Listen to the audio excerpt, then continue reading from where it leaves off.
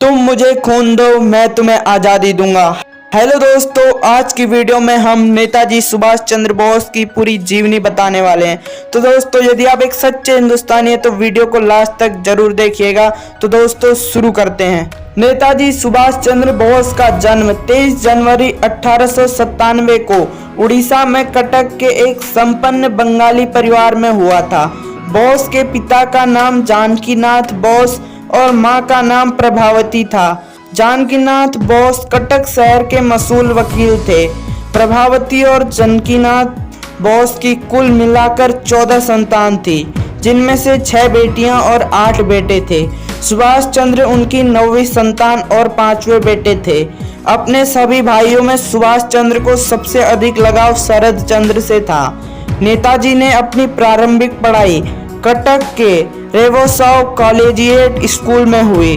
तत्पश्चात उनकी शिक्षा कलकत्ता के प्रेसिडेंसी कॉलेज और कोस्टा चर्च कॉलेज से हुई और बाद में भारतीय प्रशासनिक सेवा यानी इंडियन सिविल सर्विस की तैयारी के लिए उनके माता पिता ने बोस को इंग्लैंड के कैम्ब्रिज विश्वविद्यालय भेज दिया।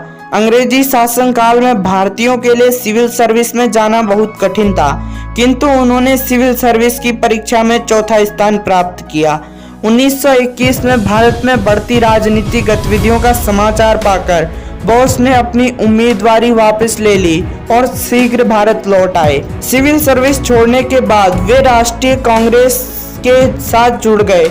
सुभाष चंद्र बोस महात्मा गांधी के अहिंसा विचारों से सहमत नहीं थे। वास्तव में महात्मा गांधी उदार दल के नेतृत्व करते थे, वहीं सुभाष चंद्र बोस जोशीले क्रांतिकारी दल के प्रिय थे। महात्मा गांधी और सुभाष चंद्र के बोस के विचार भिन्न भिन्न थे, लेकिन वह यह अच्छी तरह जानते थे कि महात्मा गांधी और उनका मकसद एक ही है, यानी देश की आज़ादी। सबसे पहले गांधी जी को राष्ट्रपिता कहकर नेताजी ने ही संबोधित किया था। 1938 में भारतीय राष्ट्रीय कांग्रेस का अध्यक्ष निर्वाचित होने के बाद उन्होंने राष्ट्रीय योजना आयोग का गठन किया। यह नीति गांधीवादी आर्थिक विचारों के अनुकूल नहीं थी। 1939 में बोस पुनः एक गांधीवादी प्रतिद्वंदी को हराकर विजय हुए। गांधी जी ने इसे अपनी हार के रूप में लिया। उनके अध्यक्ष चुने जाने पर गांधी जी ने कहा कि बोस की जीत मेरी हार है, और ऐसा लगने लगा कि वह कांग्रेस वर्किंग कमेटी को त्याग देंगे। गांधी जी के विरोध के चलते इस विद्रोह अध्यक्ष ने त्यागपत्र देने की आवश्यकता महसूस की। गांधी जी ने लगातार विरोध को देखते हुए उन्होंने स्वयं कांग्रेस छोड़ दी। इस बीच दूसरा विश्व युद्ध छिड़ गया।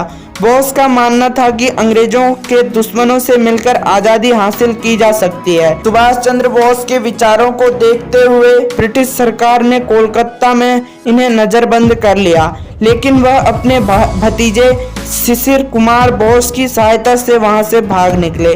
वह अफगानिस्तान और सोवियत संघ होते हुए जर्मन जा पहुंचे। सक्रिय राजनीति में आने से पहले नेताजी ने पूरी दुनिया का भ्रमण किया। वह 1933 से 36 तक यूरोप में रहे। यूरोप में यह दौर था हिटलर के नाजीवाद और फांसीवाद का निशाना इंग्लैंड था, जिसने पहले विश्व युद्ध के बाद जर्मनी पर एक तरफा समझौते थोपे थे। वे उसका बदला इंग्लैंड से लेना चाहते थे। भारत पर भी अंग्रेजों का कब्जा था और इंग्लैंड के खिलाफ लड़ाई में नेताजी को हिटलर और मुसोलिनी में भविष्य का मित्र दिखाई पड़ रहा था। दुश्मन का दुश्मन दोस्त होता है। उनका मानना था कि स्वतंत्रता हासिल करने के लिए राजनीतिक गतिविधियों के साथ साथ कूटनीति और सैन्य सहयोग की भी जरूरत पड़ती है। सुभाष चंद्र बोस ने 1937 में अपनी सेक्रेटरी और ऑस्ट्रेलियन युवती एमिली से शादी की। उन दोनों की एक अनीता नाम की बेटी भी हुई, जो वर्तमान में जर्मन में सपरिवार रहती है। नेताजी हिटलर से मिले। उन्होंने ब्रिटिश हुकूमत और देश की आज़ादी के लिए कई काम किए। उन्होंने 1943 में जर्मन छोड़ दिया। वहां से वह जापान पहुंचे। जापान से वह सिंगापुर पहुंचे, जहां उन्होंने कैप्टन मोहन सिंह द्वारा स्थापित आज़ाद हिंद फौज की कमान अपने हाथों में ले ली। उस वक्त बिहारी बोस आजाद हिंद फौज के नेता थे। उन्होंने आजाद हिंद फौज का पुनर्गठन किया। महिलाओं के लिए रानी झांसी रेजिमेंट का गठन भी किया, जिसकी लक्ष्मी सहगल कैप्टन बनी। नेताजी के नाम से प्रसिद्ध सुभाष चंद्र ने सशक्त क्रांति द्वारा भारत को स्वतंत्र कराने के उद्देश्य से 21 अक्टूबर 1943 को आजाद हिंद सरकार की स्थापना की तथा आजाद हिंद फौज का गठन किया। इस गठन के प्रतीक चिन्ह पर एक झंडे पर दहाड़ते हुए बाघ का चित्र बना होता था। नेताजी अपनी आजाद हिंद फौज के साथ 4 जुलाई 1944 को बर्मा पहुंचे। यहीं पर उन्होंने अपना प्रसिद्ध नारा "तुम मुझे खून दो, मैं तुम्हें आजादी दूंगा" दिया।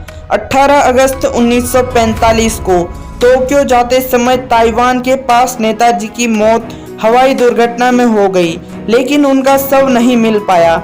नेताजी की मौत के कारणों पर आज भी विवाद बना हुआ है। स्पष्ट रूप से कोई नहीं बता पाया है कि नेताजी की मृत्यु कैसे हुई। तो दोस्तों, आपको वीडियो कैसा लगा कमेंट में जरूर बताना और ऐसी वीडियो के लिए चैनल को सब्सक्राइब कीजिए। Thanks for